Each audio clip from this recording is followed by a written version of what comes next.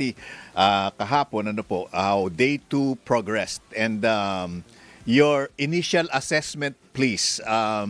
Nagkaroon ba ng pagkakataon, despite all the objections, na mailahad talaga ng prosecution at mai-offer ang mga ebidensya at mailabas mula doon sa kanilang witness ang mga dapat na ilabas relative to Article 4? Hindi pa yata tapos ang direct examination ng prosecution, no?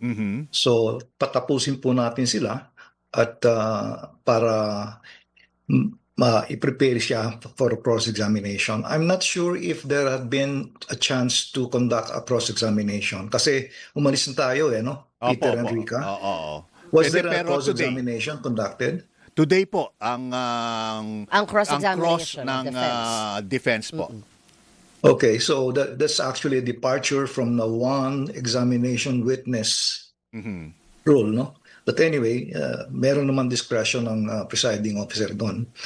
Pagkatapos doon, magkakaroon ng cross-examination. Pero ang tinatapos ng prosecution lawyer is that kinu-qualify niya ang witness na totoo bang meron siyang tinalo niya ang authentication process, no? Ang authentication process is maraming maraming procedures yan. Nakikita nyo, very technical ang tanong ng abogado, no? So yun ang kanyang guidelines para i-receive ang ebidensya through the witness. Ang isa ko lang I don't want to be baka hindi pa naman sinasabi nila, no? Although kinuha ang background ng witness, no, to be neutral about it, no, Peter and Rica, to be able to present the witness, hindi naman sinabing expert witness po yun. No? Binigyan ng background, 2 years daw yung si Mr. Yung witness natin ngayon. Si John Mark Calilong po. Calilong po. I'm not sure if there was an effort to present him as an expert witness. Well, I think if you... They did. They did po. Kasi ang pinag-uusapan kahapon anong training? Meron ka. Diba? At ano pang ibang mga nakuha mo from your experience? Sino nag-training? Saan ka nag-training? Iba, Peter and Rica, ang training Yeah. Okay, kung ihambili natin yan sa mga other jurisdictions, particularly the United States, no, at other European countries, ang expert witness, merong yan definition kung para maging witness, expert.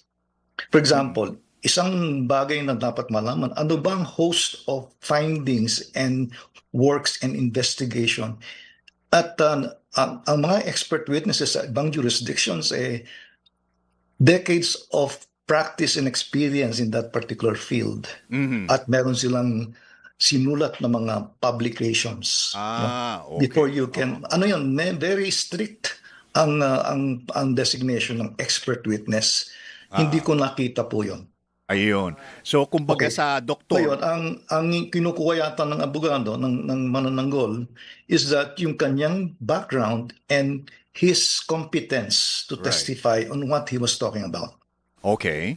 But in the absence of anybody else, Attorney Rico, and the fact na siya naman for quite a long time, siya ang nag-a-appear in behalf of the NBI kapag may mga forensics issue or testimony na kailangan, wouldn't that actually make him, if it's not an absolute expert, somebody who has the right to talk about it? Probably ang term dyan would be he has the competence to testify on what he was testifying on. Correct. Opo. So in other words, yung kanyang pagkakahambing ng mga kanyang pinagkuhanan ng mga data na kanyang direct examination siya, nasabi naman niya. At he was able to prove, at least from his standpoint and the standpoint of prosecution, na meron siyang kapasidad para ma-maintain, preserve yung kanyang tinetestigoon. So yun ang magandang nangyari dyan. because he was competent. In other words, competence, he has the ability and he has the competence and knowledge to be able to testify on the things that he was testifying on. Opo. Attorney Rico, pwede niyo po ba kaming tulungan no, para maintindihan lang din ng ating mga kababayan yung nangyayari? Kasi medyo nagte-technical tayo kahapon throughout the course of the discussion. Itong 22,000 viewers po natin, baka hindi naintindihan, nung nag-object on the grounds of possible hearsay, ang sinabi ni Attorney Ligutan, may exception tayo to hearsay, the doctrine of independently relevant statement. Pwede niyo po ba kaming bigyang linaw on what this means? Ang sinasabi lang yon, which was sustained by the presiding officer, no? Ang inaccept lang yung kanyang testimony on that particular issue on the tenor, yung pagkakasabi niya, at hindi yung the truth of what he was talking about the affidavit of another party. Kasi kung nagte-testify siya dun sa truth nung affidavit or annex nung kanyang affidavit of authentication or any other related document, hearsay nga yun. Kasi dapat yung kanyang kino-quote na yun, Rika, would be yung mismong taong nagsabi. Hindi yung nagsasabing, according to Mr. X, hindi pwede yun. Hearsay nga yun. Pero ang sinabi niya, meron akong inimbestiga, tinawag ko itong Mr. So-and-so to, at ito ang sinabi niya, at sinabit niya sa akin ang judicial affidavit or affidavit niya.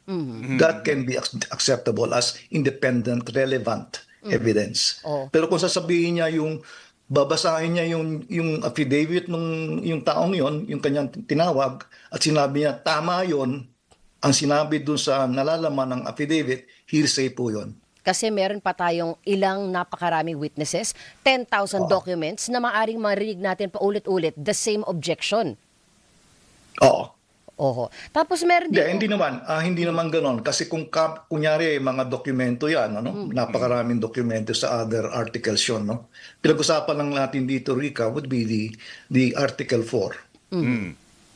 Pero yung mga documentation sa iba, true copy naman yun. Dumaan yun sa pre-trial conference nila, dapat yun, meron silang agreement na iyon ay authenticated at yung copy is an authentic copies of the original. And so, yun ay dapat. Anyway, common naman yung ibang documentation nila. Common po naman yun sa prosecution as defense. Therefore, admissible po yun in evidence. And speaking of photocopy and true, certified true copies, nagtitrending po online ngayon, Attorney Rico, kung pwede naman palang photocopy, ipopotocopy ko na ang pera ko. Kung tatanggapin din naman palang original yan. Mali po ata ang pagkakaintindi ng ibang taong bayan dito? Oo, mali yun. Kasi kung ipa-photocopy mo ang pera, kunyari may 1,000 ka, sabihin mo ito binabayad ko, i-reject yan ng recipient, ng payee. Kasi photocopy lang. Dapat pakita niya talaga yung perang 1,000 sa illustration natin. Correct. Bibigyan ka rin ng photocopy ng lechon. Oo. Kasi ang pinag-usapan natin dito, Peter Enrico, would be the integrity and authentic nature of the evidence to be presented. Kaya lang natin pinag-usapan yung copy-copy, yung objection ng defense counsel is that talaga namang photocopy. In fact, that was actually confirmed by the presiding officer. Photocopy nga lang talaga. Pero is now the onus, is the burden is on the prosecution na meron talaga silang original copy nung photocopy. Now, kung ginawa ng prosecution, kumuha sila ng true copy from a public official na nabibigyan ng true copy, then that can also be admissible in evidence. Ang true copy, certified true copy. Okay. So I can almost predict, Attorney Rico, dahil do sa unang bahagi ng ating discussion this morning, na baka nga questionin ng defense ito pong pagiging expert witness or just competent witness. Because you don't have to be an expert, kung tama po yung pagkakarinig ko sa inyo, you don't have to be an expert to be a competent witness. Tama po ba? Tama po yun. Pero if you are presented, if the witness is presented as an expert witness, independently of your competence to testify on the matter, kung kayo ay present as expert witness, you have to qualify him as an expert. Okay. So ang pinag-uusapan po, Independently yun, Peter. opo. So ang Excuse me. pinresenta ay mga recordings ng isang live stream. At for the life of me, inabot po ng 7 oras yata yung Discussion. Oo, just so si NBI agent Kalilong is able to prove na tama yung kanyang tinape o ni-record, no, base dun sa live stream, and as a matter of fact, manually kinompare niya dun sa original. Hindi ko alam kung saan yung original. Pero is that sufficient, Attorney Rico, na ito yung pinagkunan ko, ito yung recorded material ko, pareho naman sila eh. Is that automatically acceptable? Yeah, pwede na yan sabihin na I was able to download the footage. Kaya ang tinitingnan ng korte dito in that particular case is that maraming tiers yan ng admission of evidence, no. Unang-una yung testimonial evidence ni Mr. Kalilong, no. Then siya ang creator or person who took part in its creation of that particular footage, no. Yan ang kanyang testimony ngayon. Now, the one that who is setting up the maintenance of the system na nag-store ng mga datang yan in video format, siya rin daw ang nag-download yon sa kanyang laptop. Okay? Now, ang pangatlong ang pangatlong procedure would be dapat testify siya doon sa authenticity at integrity ng mga data na kanyang nilikom in his own rights, no? Then, yung bang kanyang nilikom that he created, actually, that he downloaded and testified on as the one that he had processed to be in, for example, in that laptop and also in the external disk drive, yung ba the same na pinipresenta nila sa court ngayon. So yung chain of possession o chain of custody ay dapat na malinaw na pinipresenta sa trial court. Ayun. So, otherwise, kagaya ng sinabi natin kahapon, I think pinag-usapan natin yan, yung chain of custody ay pag meron na-insert, questionable po yun. Gawa sasabihin lang ng defense, ano yan in-splice nyo lang yan, in-edit nyo lang yan Kaya nga ngayon, even yesterday, if you recall, ang gusto ng defense counsel is that the entire 2 hours and 30 minutes of video should be shown by the court.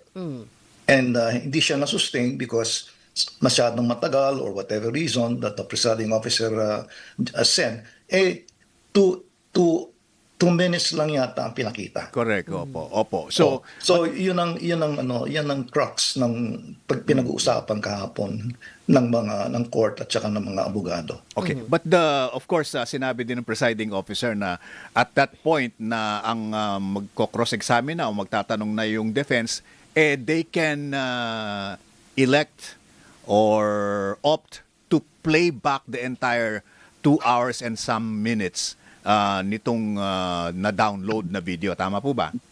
Tama yan. Karapatan yan ng defense. Alright. In-exhaust lang nila ang kanilang potential defense. Okay. Para pag when they make a cross-examination and at the same time when they present their own testimony and documentation, documentary evidence, alam nila ang sasabihin nila.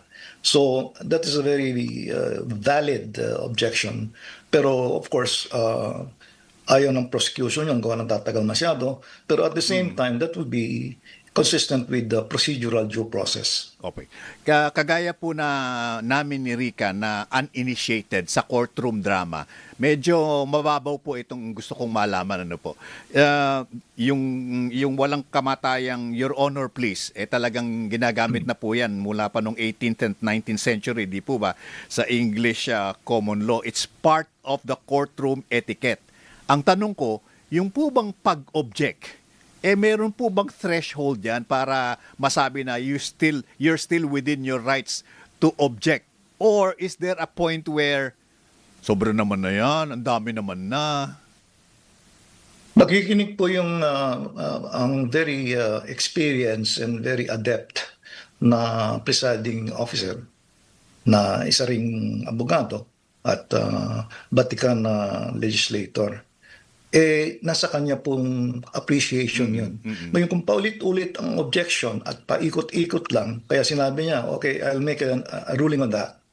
I'd like to listen first to the objector as well as the presenter. Then sinabi niya, okay, tama na yan.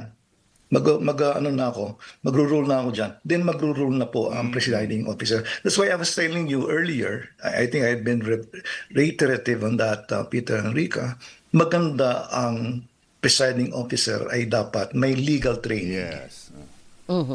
Iisa na lang po ako, Attorney Rico, before we let you go, no. Mamaya po, cross-examination naman tayo ng defense once matapos yung prosecution on their direct examination. Ano po yung mga nakikita ninyo na maaaring barilin ng defense doon sa... Pwede ko ba gamitin yung word na yun? Okay lang, okay. Doon lang tayo doon sa impeachment trial. Not on the president or the vice president ito. Just on the items we're discussing. Na pwede pong gawing bala ng defense, no? Doon sa mga naging statement ng NBI agent Kalilong kahapon. Quickly, Rika, yung barilin is within the scope of our theme of Article 4. Aha. Oo nga, kaya po. Kaya nga Kaya po. may disclaimer. Kasama yan sa theme eh. I can understand that. You're echoing the theme of the Article 4 presentation. Nag-revise naman po siya, sabi niya, bala. Tinanggal na yung Peter Enrica, seriously, Apo. ang nakikita ko dyan would be yung integrity ng mga materials, ng footages. At the process of authentication. Yes. Yan ang kanilang masusing, titingnan mabuti, at ide-demolish nila na authentic ang dokumento or yung pinisend kahapon ng prosecution. Ide-demolish nila yan by technical or isang bagay, and I don't want to feed anybody with all due respect, isang bagay na dapat makita ng trial court. Expert ba talaga? Kung expert ang kanyang presentation, sinabi ko na ang aking opinion about that, no? Yes. Kung expert nga siya. Expert in the definition of what really is an expert witness. Meron pong definition yan eh. May guidelines po ang court dyan. Expert ba talaga yan? Pero Number meron two bang would be the admissibility of all the evidence that had been testified on by Mr. Makalilong, special agent. If I were the defense, siguro, magpe-present ako ng panibagong witness who can be called expert. That's exactly what I'm saying, Peter. At their time, Peter, I'm sure they will be presenting somebody who can rebut the testimony of Mr. Kalilong. My lolo is more expert Kung than akong ma-anticipate ko yan, I will certainly anticipate that the defense will present an expert witness to debunk or demolish the testimony of Mr. or attempt. Now, at the end of the day, since we are not bound by the strict rules of court and evidence, nasa sa appreciation na yan ng mga senator judges. All right, Attorney Rico, as always, maraming salamat po, and we really appreciate your spending time with us for the third day in a row. And see you again later. Okay, thank you, Attorney Rico. Thank you, Attorney. My pleasure. See you later.